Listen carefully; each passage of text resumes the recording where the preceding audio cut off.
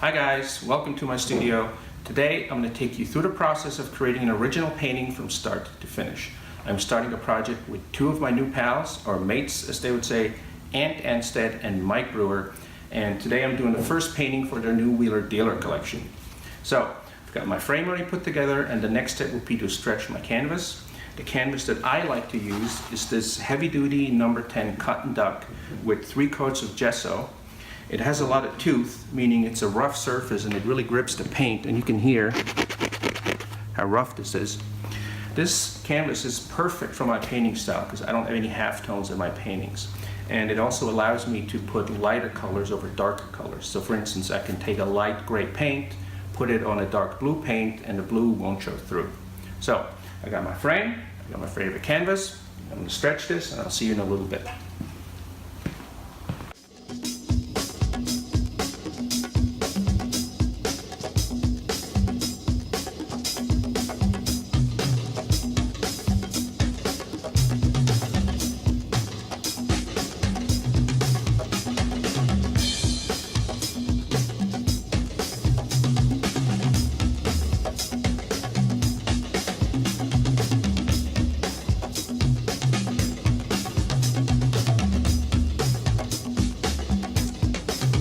Alright, so canvas is stretched and we're ready to start. The most common question I get in 10 years of painting is, how does a painting start? And the answer is with a very rough sketch.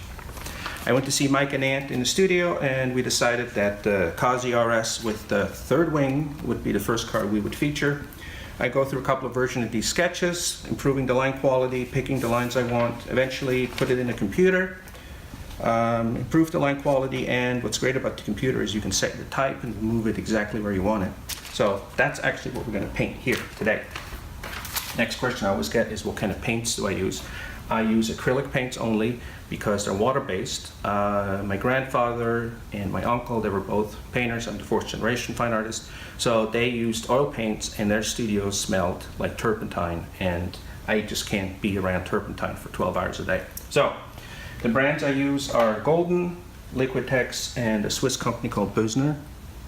And the next step is mixing paint. So obviously the Kazi is blue.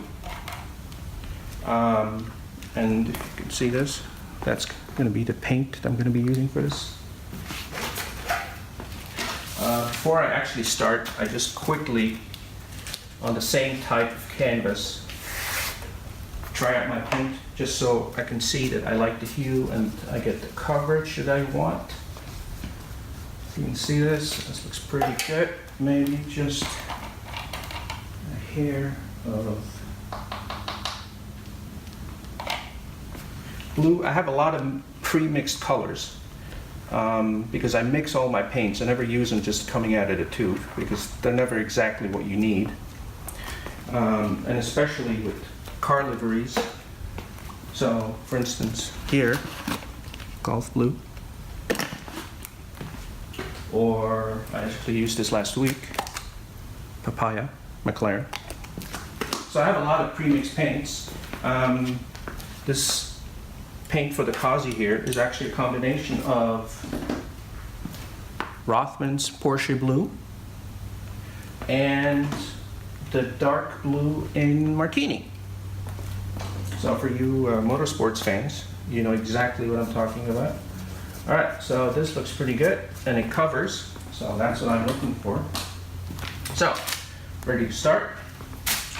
If you look at my sketch, there's going to be a bit of gray in here, so it's about 2 inches. This ratio, I wrote this down, is 3 times, so it's 6 inches up. T-square. And 6 inches. So, gray paint. So I don't have to be super accurate at this point. It's really just a reference that I know. Down here, I'm going to need gray paint, and above that, it's going to be blue. So I'm going to fill this in later, but this is just a reference for myself. and the top part is going to be blue.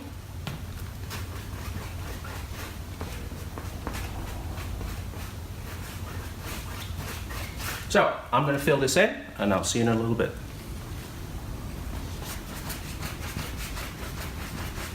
Right, so here we are then. I filled in the top part of my painting with blue paint, and the bottom part is the gray. If you remember our sketch from earlier, this is where the car would go. Obviously, this is where the type would go. What I do is I use a chalk pencil to outline my type. I think you can see it. It's pretty faint, but once you're close up, you can see it. So I use a chalk pencil to outline my type. In this case, we have the hashtag third wing. The reason I use chalk is because acrylic paint is completely waterproof once it's dry. Even though it's water-based, once it's dry, it's waterproof. So if you have a little bit of chalk remnants, you can just take a damp cloth, give it a quick swipe, and it's all gone. A lot of people ask me questions about my type. They want to know, how do you get the line so straight, and do I use tape, do I use projectors or laser beams, or I don't know. I don't use any of it. I really just use this one brush here, actually two of them, a little pointer brush, but this brush here does all the heavy lifting, and a steady hand. So basically I look for, I do my straight lines first.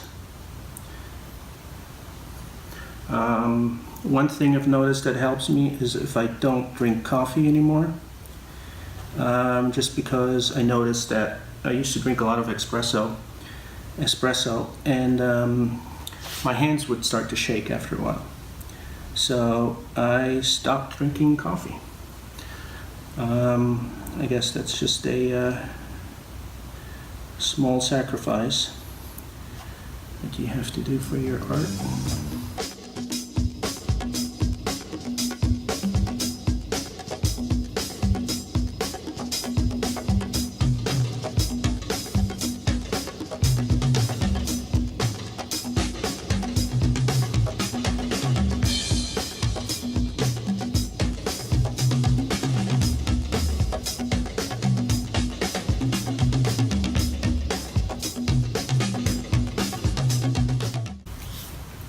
Here we are then, all done. It needs to be touched up a little bit with the gray paint afterwards, but I'm not too worried about it. The great thing is with the gray paint, I can go over the blue and cover the blue. So it's a couple of little crooked lines I need to straighten out. And now we get to the fun part, we get to paint a car. Here we are then, I'm done with my type. I touched up some of the lines, get them nice and straight. And we're getting ready to paint a car. Now, one of the most asked questions I get is how do I transfer my sketches onto a canvas, especially on the larger pieces. I've done canvases that are 10, 15, 20 feet wide. I've done murals that are up to 45 feet wide. So how do I keep my lines straight or in the right curves? How do I get the perspective right? Do I use a projector? If so, what kind of projector? And I actually use something called the grid system. This is something my grandfather used as well. As some of you may know, I'm a fourth generation fine artist, and this is something my grandfather painted in 1932. You might actually recognize this poster. It comes up for auction every once in a while. So you can see he used this grid system or raster system. So what it is, it's just a bunch of lines that form a grid. So you can see he put some around the wheel hub, he has some around the radiator. And what this lets you do, this lets you transfer some of these reference points from a sketch onto a canvas. So I'm going to show you how this works for our painting. We have our sketch here. The sketch is a ratio of 1 to 3, meaning the canvas is 3 times as big as my sketch. Now if I had, let's say I had a bigger canvas, my canvas might be 10 times bigger than my sketch. But for today, the ratio we're working on or with is 3 to 1. So we have 5 lines, and each of these 5 lines is separated by 1 inch. So on the canvas, we have 5 lines, and each of these lines is separated by 3 inches, hence the ratio 3 to 1. You can see I have a bit more lines around the rear wing and the rear wheel, just because you want to get your ellipses right. And this is, since the third wing is the focal point of this painting, I just want to make sure I get this part right. I'm going to start with the black paint. I like to do the black paint first because it really helps me anchor in my paintings. Usually the black paints carry some of the power lines through a painting, so once I have those down, I can add my highlights later. And also, as I've done on this painting, I usually do my type first, just so I can, again, it helps me frame my car, because let's say I were to do my car first and I end up doing the car a little bit bigger than I had anticipated, I might not have enough room for my type. So let's get started.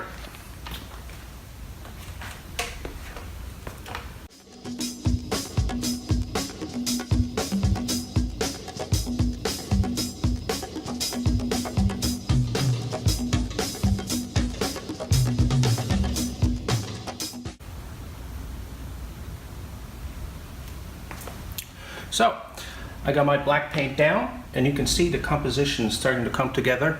Next step will be the gray, add some of the highlights and start to make this one pop, because right now it does look a little dark. So, let's get going.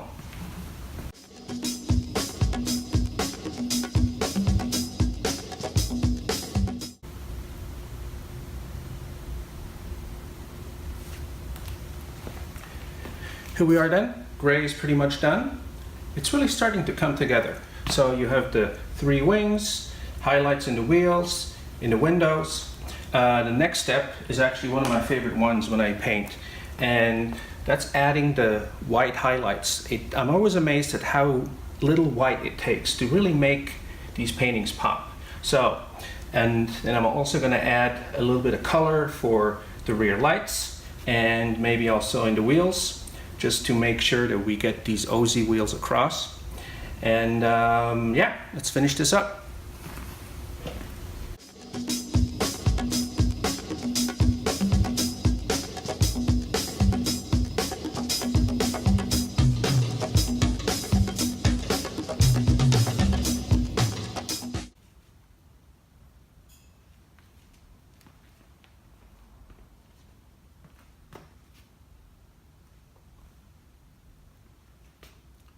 I think I'm done.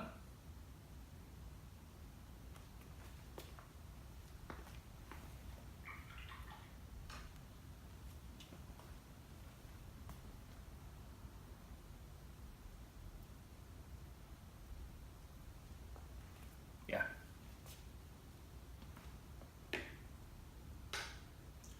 So there you have it. The first painting for the new Wheeler Dealer collection. I'm going to let this dry. Wipe off the chalk, sign it, and that's it.